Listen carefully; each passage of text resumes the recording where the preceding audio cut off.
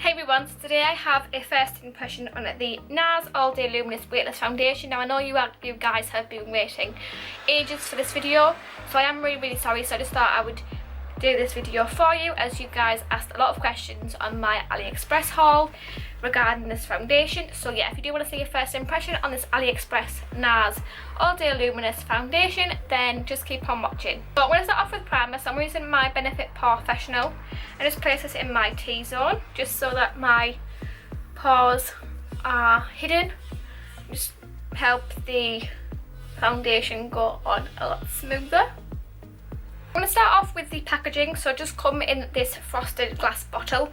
It does have the Nars on the front, and I think this is a bit bolder than the one on the original foundation. Mine is in the shade Mont Blanc Light 2. It does have the little sticker on the bottom of the bottle. You'll see how many mils and stuff there is. It does say All Day Luminous Foundation on the back, and also does say shake well. It does come with a lid, and this you do get 30 mils of this. So this is what it looks like. It does come with a pump. I do really like this packaging, so let's just get into the actual product. I'm going to be applying it with a flat top kabuki brush because that is what I use for most of my foundations. So I'm just going to be applying this onto the back of my hand. The consistency is quite thick, as you can see. It just doesn't run off my hand.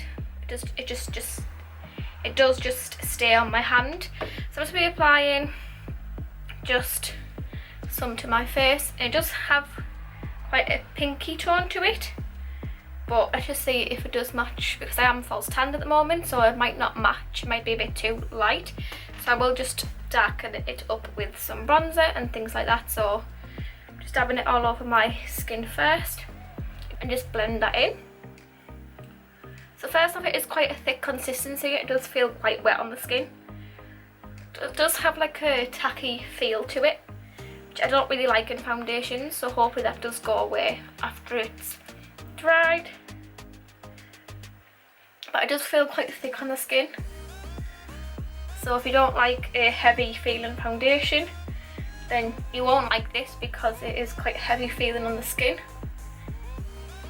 But for coverage, it is a pretty good coverage. I'd say it was a medium to full coverage.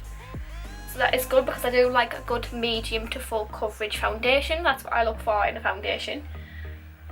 Colour is quite a good match really. It is just a tad bit too light, but once I have applied it on my skin, it does have quite a yellow tone, which is great because I did think it was going to be pink from the foundation on my hand. It did look quite pink. So overall, it's quite a good colour match. It just is a tad bit too light.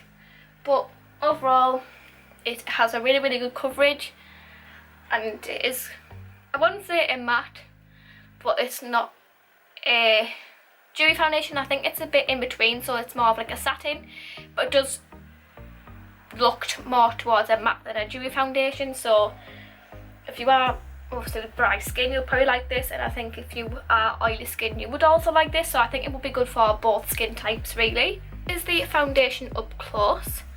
So as you can see, it just gives a really nice airbrushed finish. It's just a really nice medium coverage. I wouldn't say it was matte, and I wouldn't say it was dewy. It's in between, which I like.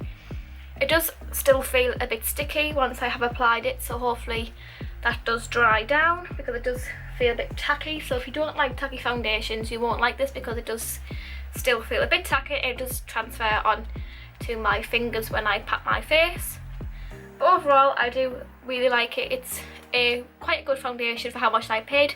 I think I paid like £5-6 for this off AliExpress, so it's not a bad foundation for the price. I think it is actually pretty good, and it does have quite a good coverage. Applying the rest of my makeup, and then I'll be right back to give you an update of the foundation. So this is my makeup done. So as you can see, it has stayed on my face the same way as that I applied it, but I have just filmed this makeup look, so this look will be up after this video.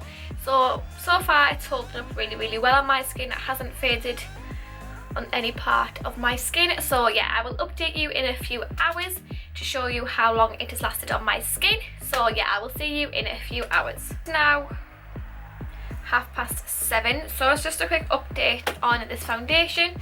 So up close, it feels perfectly fine. So it hasn't faded in anywhere that I can see. It has stuck to my dry patch here on my forehead, but I can't see anywhere where it has faded just yet. It has got a bit, it has clung on my dry patches on my face though, but overall it hasn't really faded anywhere. It's just stuck to my dry patches on my skin, so it's holding up pretty well on my skin, considering I do have really oily skin. So it is now 8:40, so I'm just going to show you another update.